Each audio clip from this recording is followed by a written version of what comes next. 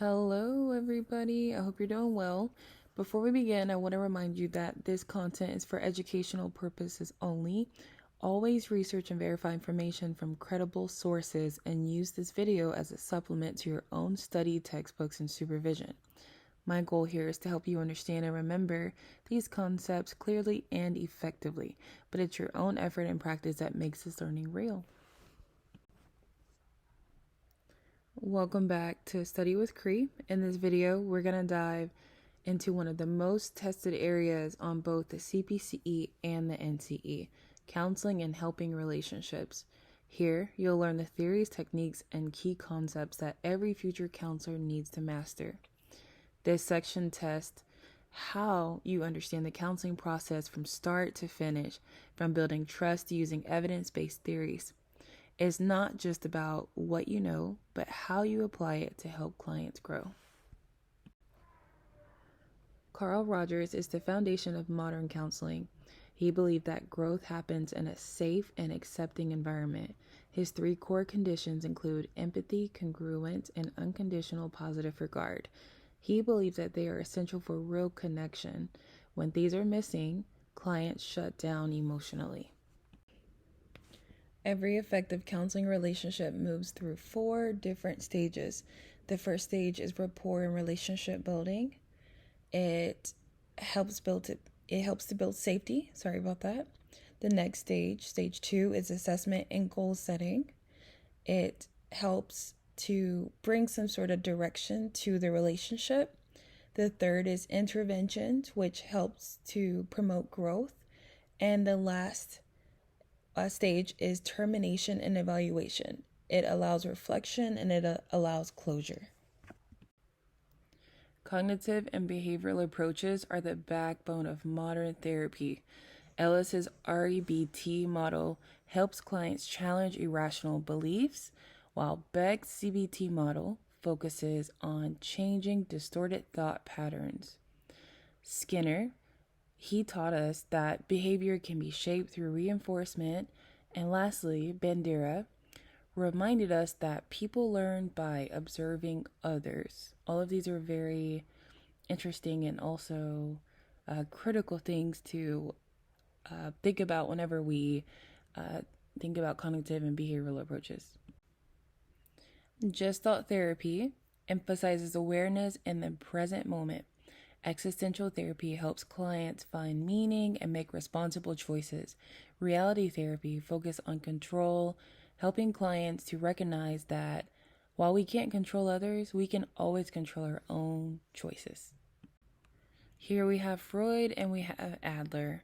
Freud explored the unconscious mind using insight to uncover hidden conflicts. Adler, on the other hand, he shifted the focus more to connection and belonging. He believed that feelings of inferiority drive us to grow, and the social interest creates purpose. Active listening is one of the most tested and essential skills on the CPCE and the NCE. Reflecting, paraphrasing, and summarizing help clients feel heard. Silence can be very powerful. It allows clients to process without pressure. And those of us who have went to or are currently still going to Liberty University, their graduate clinical mental health program, I know that you guys remember the intensive that we had to take. I believe it was 505. All of these communication skills were asked of us to demonstrate. And while making this slide, it made me remember just how important these types of communication skills are to keep the client talking, but also feel as though they feel safe, they feel heard, and all of these great things. I would love to know which one of these communication skills were the hardest for you to practice. I think for me, it was the silence part, because in my everyday life, it can be a little awkward to have those silent moments. But as I progress throughout our program, it makes me remember or makes me understand why silence is very important whenever we're talking about the therapeutic space. Transference and countertransference are natural in therapy, but awareness is key. When recognized, they become powerful tools for understanding. When they are ignored, however, they can damage the relationship. Multicultural competence is ethical competence. Remember that.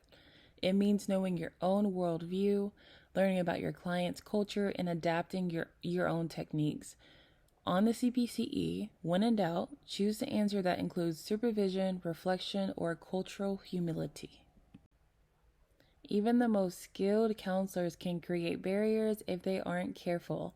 Being judgmental, crossing boundaries, or ignoring cultural context all harm rapport. Ethics and self-awareness keep you grounded. And remember, when in doubt, make sure that you look at the ACA Code of Ethics that I'm sure that all of us are familiar with. Or ask your supervisor, and don't be ashamed to just touch base about some things that you aren't sure about. Now we have integrative and brief therapies.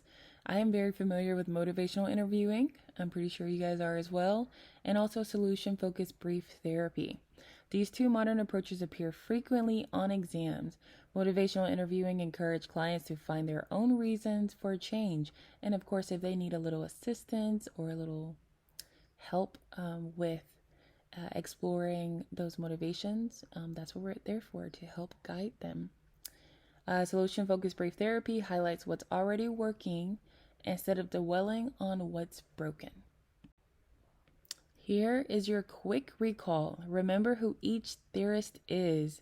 Remember their main focus and one word about them. The CPCE and the NCE love to test scenario questions that ask which theory best fits the situation. So, like once stated, it's good to just be aware of the theorist and also their theories and one word that relates back to them to help you remember this and recall this easily. Thanks for watching and studying with me. Don't forget to subscribe and join me next week as we explore social and cultural diversity, another key area for the CPCE and the NCE. Well, once again, we have this copyright and disclaimer here.